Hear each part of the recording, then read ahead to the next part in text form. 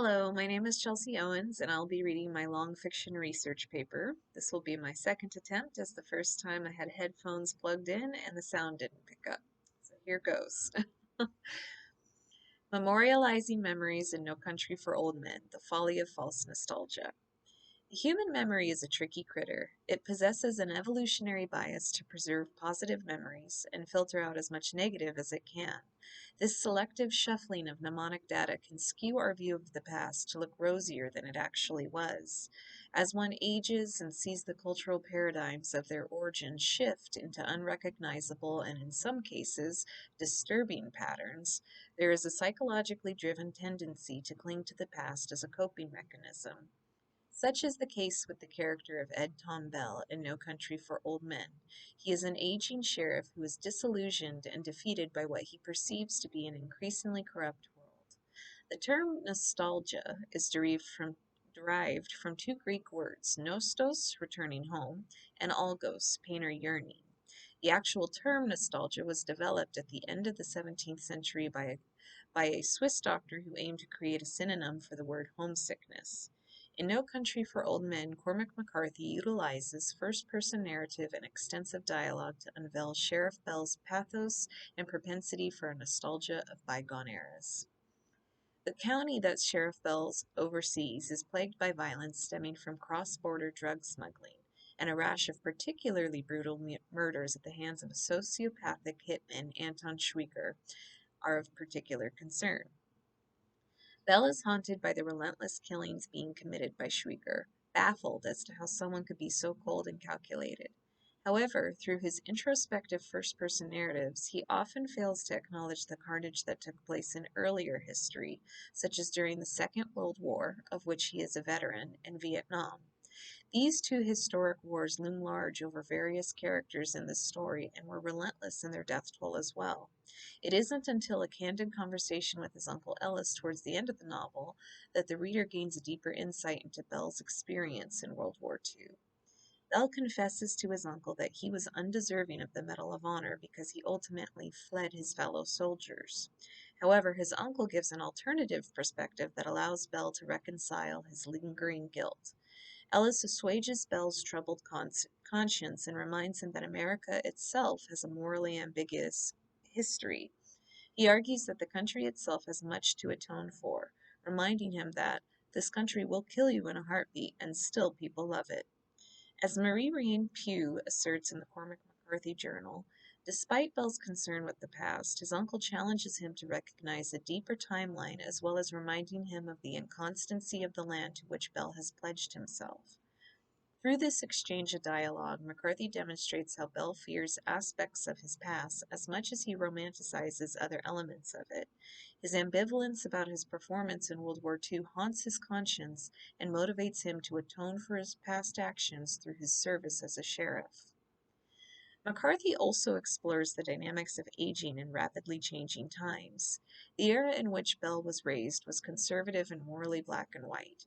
Bell sentimentally recounts how people had manners, a clear cut understanding of right and wrong, and a virtuous humility. Bell devotes particular attention to how the erosion of manners may have been the gateway to the grim landscape that befuddles him, stating, "Any time you quit hearing sir and ma'am, the end is pretty much in sight."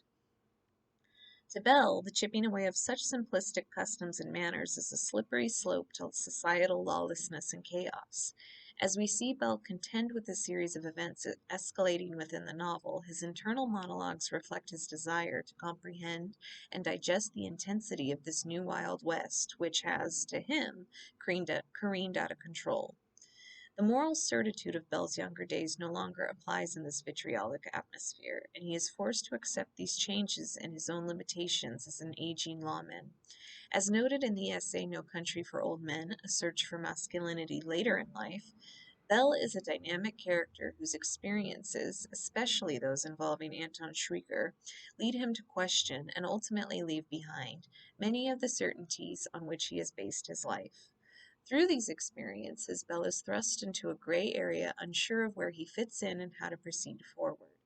The stark realities Bell faces throughout the novel's plot push him to question his reliance on nostalgia and look at both the past and present with a more objective lens.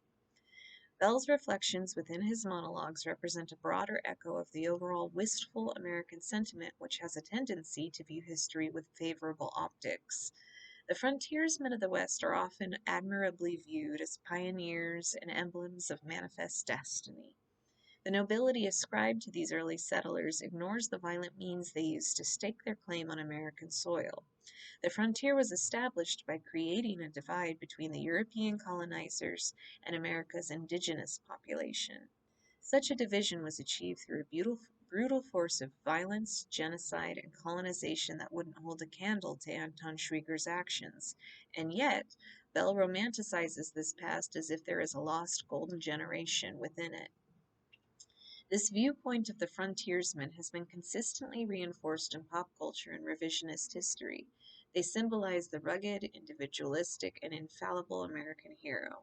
However, these representations in media lack the complexities, inner conflict, and layers to their character that Bell possesses. With Bell, the audience is granted a novel incarnation of the American hero and is shown his limitations and vulnerabilities, thus creating a far more interesting, realistic, and human portrayal. Bell's unreflective moralism, his tepid faith, his stubborn belief in the older times and the men who lived during them, all of these consolations have proven to be worthless when Bell needed them the most. Bell cannot rely upon the one-dimensional tactics and platitudes of the John Wayne prototype. His idolization of the past is put to rest once he accepts his helplessness in the present. Bell's complicated attachment to the past is epitomized in the dream he recounts during his final internal monologue. In this dream, Bell recalls his father and him treading through the woods, like we was both back in older times and I was on horseback going through the mountains of a night. Bell is steered forward by his father, who passes ahead of him while carrying a torch.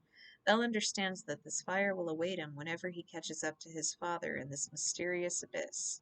The journal, Frontiersman Identity in Cormac McCarthy's No Country for Old Men, expounds on the significance of the horses in this dream. It is evocative of Bell's nostalgia for an older time tinged with cowboy principles when he and his father rode on horseback through a mountain pass. The overall dream symbolizes the passing of wisdom from one generation to the next, the fire representing his father's unconditional love. Whenever Bell reaches this final destination, be it death or the afterlife, his father's love and wisdom will be there to receive him. This is what Bell has truly clinging to all along. His nostalgia is rooted in following the shadows of his family's patriarchs as an effort to emulate them. He wants to go home again. Sheriff Bell's character arc in No Country for Old Men demonstrates how identity and values are reflected in the type of nostalgia one develops as they age. By unsuccessfully chasing the antagonist Anton Schwieger, Bell is confronted with the need to reevaluate his post as the reputable sheriff and examine his life on a deeply personal level. The unfortunate turn of events, resulting in the deaths of those he pledges to protect, summon up old war traumas for Bell that cause him to feel ineffective and culpable once more. However, by foregoing his nostalgia and confiding to Uncle Ellis about his grim experiences in battle, Bell is able to come to a sense of closure about his war experience and lay the guilt to rest. One can view Bell's resignation as a failure, but it's actually a brave act of acceptance. He no longer feels the need to prove his moral worth by being the honorable and indefatigable sheriff. He can just wake up from the dream.